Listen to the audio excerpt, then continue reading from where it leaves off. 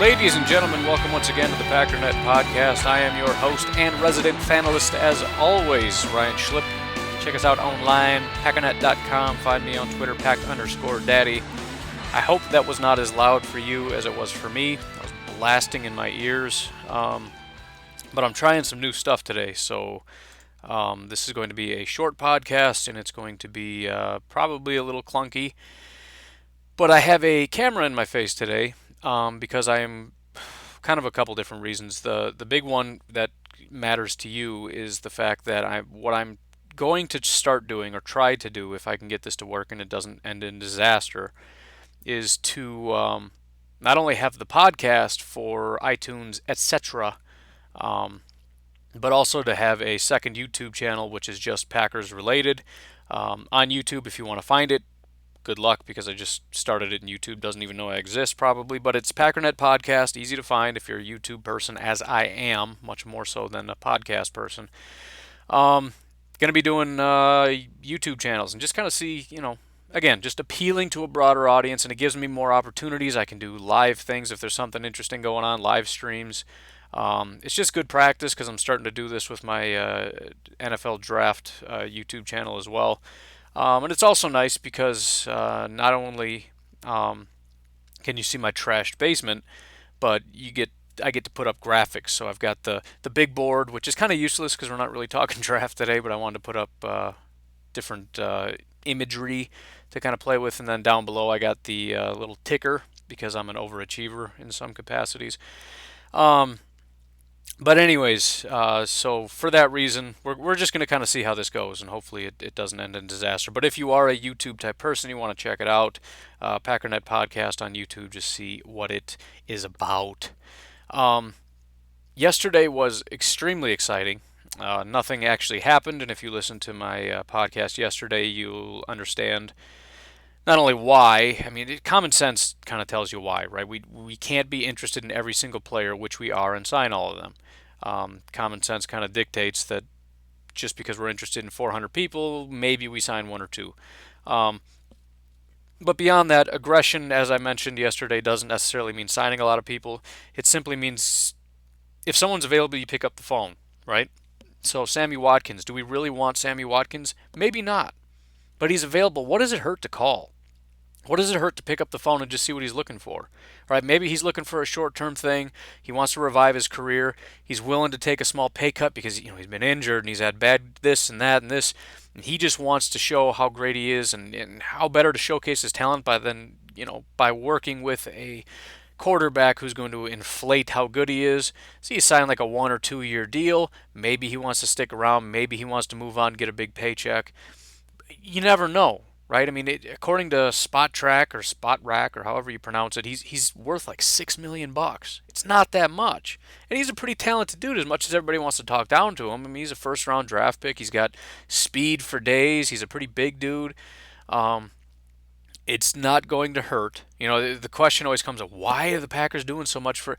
It doesn't matter. I don't think, and it's what they said. It's not just me postulating or what is the word? I don't even know. Why do I even choose to use words that I don't know what they mean?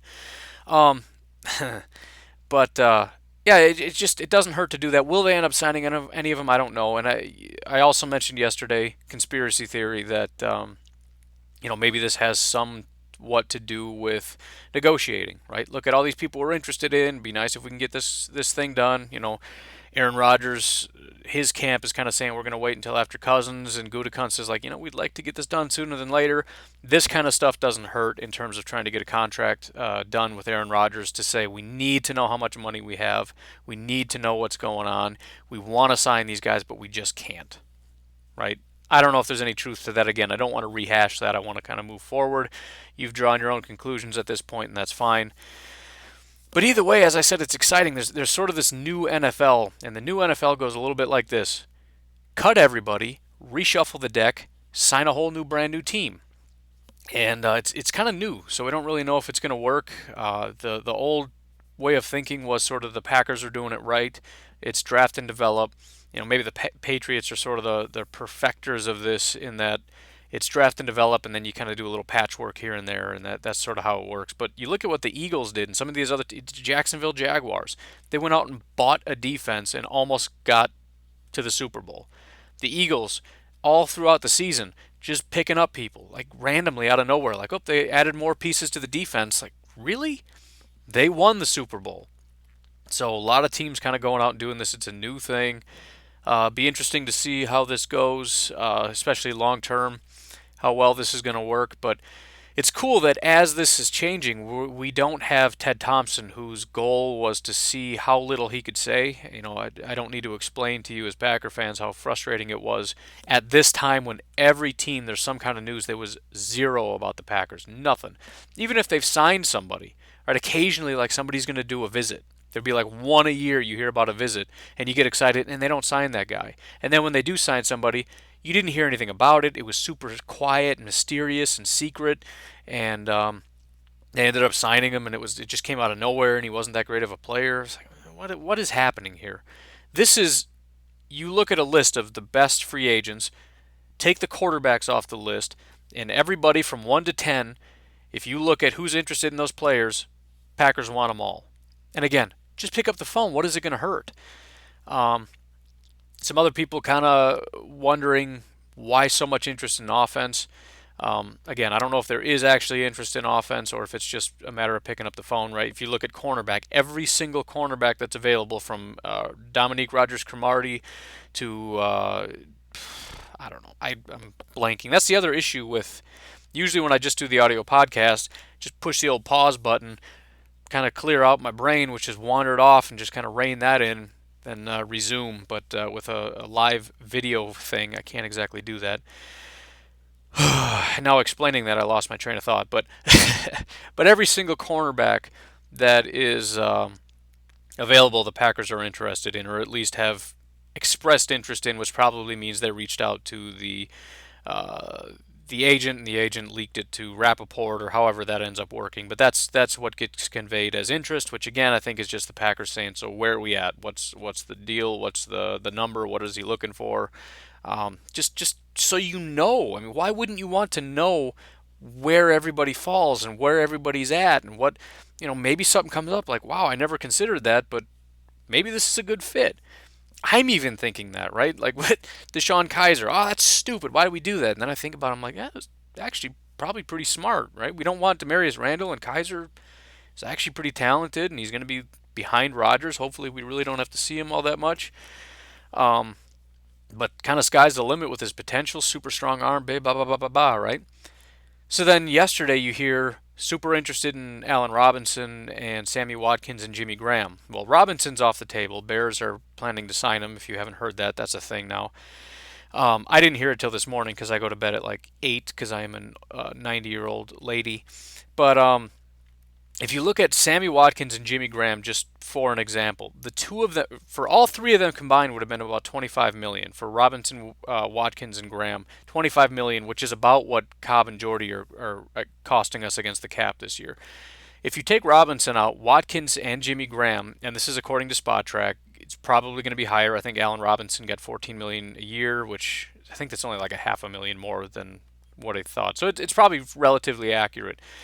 Watkins and Jimmy Graham are worth about $12.5 million. That's basically Jordy Nelson. So you have to ask yourself, and I know a lot of people aren't too high on Watkins, but Watkins is extremely fast. He's injury prone, but he's an athletic freak. He's younger than Jordy. If you can get Jimmy Graham and Sammy Watkins, would you rather have that than Jordy? And keep in mind, we're talking about Jordy for one more year, or Watkins and Graham for the next year, 2, 3 years, right? And Jimmy Graham's likely going to the Saints. I acknowledge all that. Watkins probably isn't coming either. It's just a thought experiment, right? We're just thinking out loud here.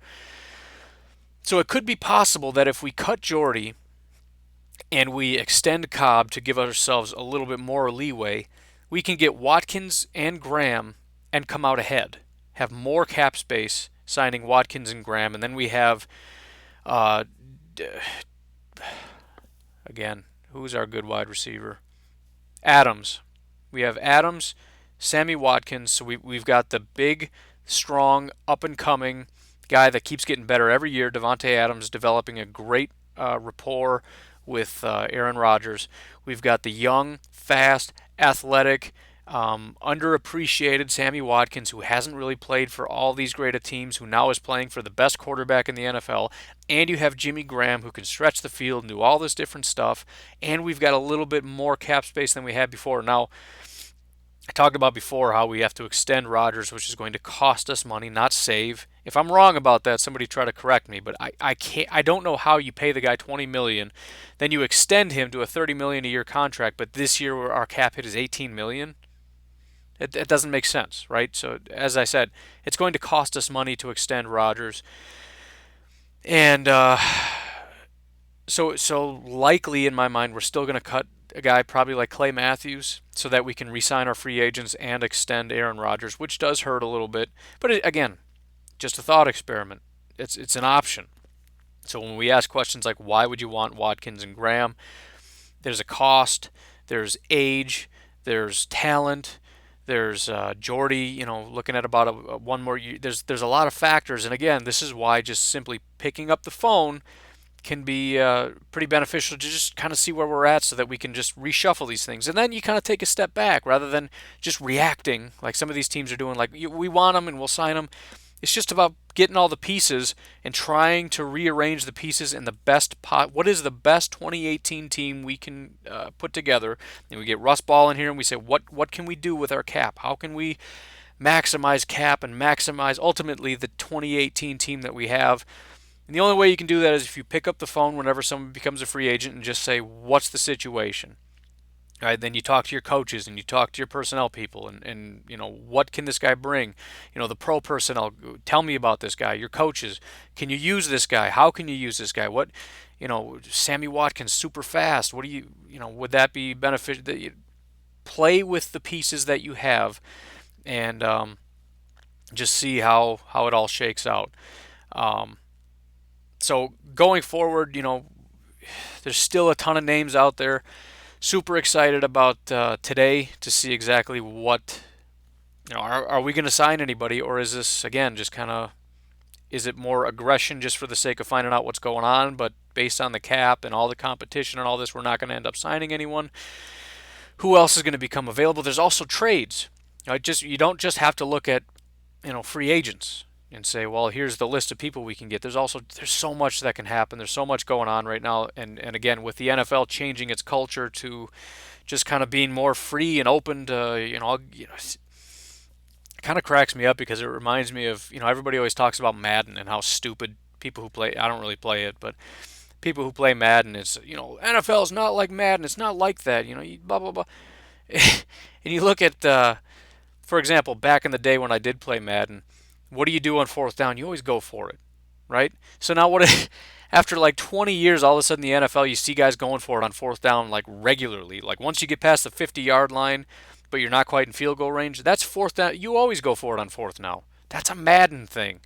You look at like trades and all this stuff. This is like fantasy football / Madden where you just, I'll just cut this guy and sign this guy, right? It's just for fun. Well, that's Madden. That's not reality. Well, it's almost like reality's catching up to to all the young kids like us that did this stuff in Madden. But I don't know. It's extremely exciting. I love it. I'm glad we have Brian Gutekunst, and a guy that's at least willing to make the phone calls and find out, what are our options to just put in the hours, put in the work, rather than just say, no, we're not going to play this stupid game. Let everyone else destroy their cap. We're going to do our guys. Just ask. But again, also just try to keep in mind that this doesn't necessarily mean we're signing anybody. We're just doing our due diligence. We're being aggressive insofar as we're contacting all these people. And just it also gives you a little bit of peace of mind if we assume that this is what's going on, because what it's telling me is, again, they're doing their due diligence and they have all these pieces and they have their resources available to them. And at the end of it, we've got all this power, this brain power and man hours put into just making sure that in 2018 we have the best 2018 team we can possibly put together. And you could say that about every team, but can you really? Again, who's putting in this work? Ted Thompson didn't put in this work. There's a lot of teams not putting in this work.